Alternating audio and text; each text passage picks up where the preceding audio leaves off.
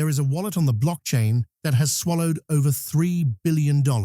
And here's the strangest part. No one owns it. No person, no company, no government. It doesn't have a password. It doesn't have a key. It simply exists as a mathematical black hole that devours money. And once something falls in, it can never escape. People send funds to it every single day, sometimes thousands of dollars at a time. And they do it on purpose. They know the money is gone forever. They know it will never come back. And yet they keep feeding it. Why? What could possibly be worth burning millions of dollars into a void? The answer is more brilliant and more unsettling than you might imagine. Let me introduce you to the most infamous address in the digital universe, 0x0000, repeating 40 times. In the world of blockchain, it's known simply as the null address, or address zero. Some call it the black hole, others call it the burn address. And it is unlike any financial instrument humanity has ever created, because it is designed with one singular purpose: to destroy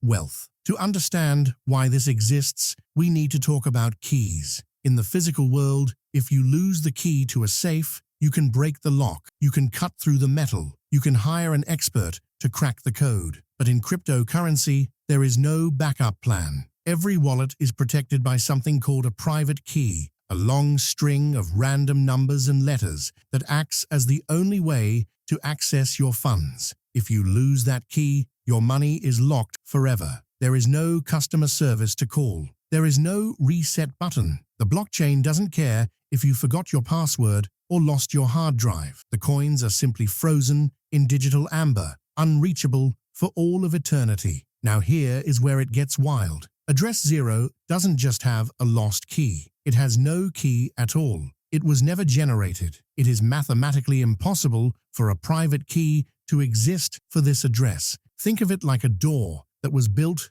without a lock, without hinges, without even a handle. It is a one-way portal into nothingness. And that is exactly why it is so powerful. When developers and projects want to remove tokens from circulation permanently, they send them to address zero. It's called burning. And it's not a bug, it's a feature. It is a tool, a deliberate act of economic engineering. You see, most currencies, especially digital ones, face a problem. Too much supply can dilute value. Imagine if every person on Earth suddenly had $1 million. Money would become meaningless. So to preserve value, you need scarcity. And the ultimate form of scarcity is destruction. Here is where it gets fascinating. In the traditional financial system, central banks print money when they want to stimulate the economy. But in the world of decentralized finance, there is no central authority that can just snap its fingers and adjust supply. So instead, projects write burning directly into their code. Every time a transaction happens, a tiny fraction of that transaction is automatically sent to address zero, vanishing forever. It is like a tax that no government collects, a sacrifice that no altar receives. The money just ceases to exist. Ethereum, one of the largest blockchains in the world, implemented a burn mechanism in an update called EIP 1559. Since then, millions of Ethereum tokens have been incinerated, thousands of coins eliminated from existence every single day. And the result? The remaining Ethereum becomes more valuable. It is deflationary economics hardwired into the software itself. No vote, no debate, just pure math executing an economic philosophy in real time. But here is the twist that most people miss. Burning doesn't just happen at the system level. Individuals burn tokens too, sometimes by accident, a wrong address typed in, a misplaced decimal, poof, gone forever. But sometimes people burn tokens intentionally. Artists burn NFTs to make their remaining work more exclusive. Collectors burn tokens as a statement, as digital performance art. Entire communities have burned billions of tokens in coordinated events, watching the value of what remains skyrocket as the supply shrinks. And then there are the mistakes, the tragic, irreversible mistakes. Someone sends a fortune to address zero thinking it's their friend's wallet.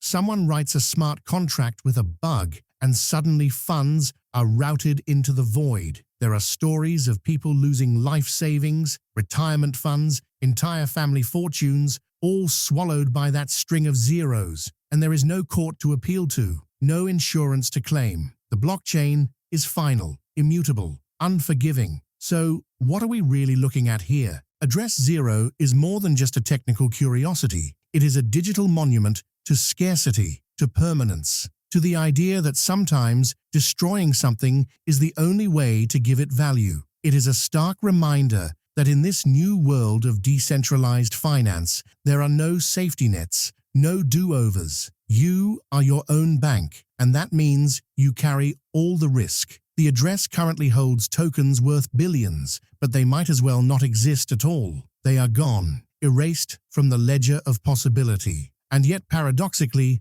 their absence is what gives the remaining tokens power. It is an economic ritual older than money itself, the act of sacrifice translated into ones and zeros, executed by machines that neither know nor care about the wealth they are erasing. And every day, more money flows in, more tokens vanish. The black hole grows heavier with value that will never see the light of day again. It is a wallet that eats money, a void that hungers without intent, a mathematical abyss that reminds us of a simple, profound truth. Sometimes, the most powerful thing you can do with something valuable is to make sure no one can ever have it again.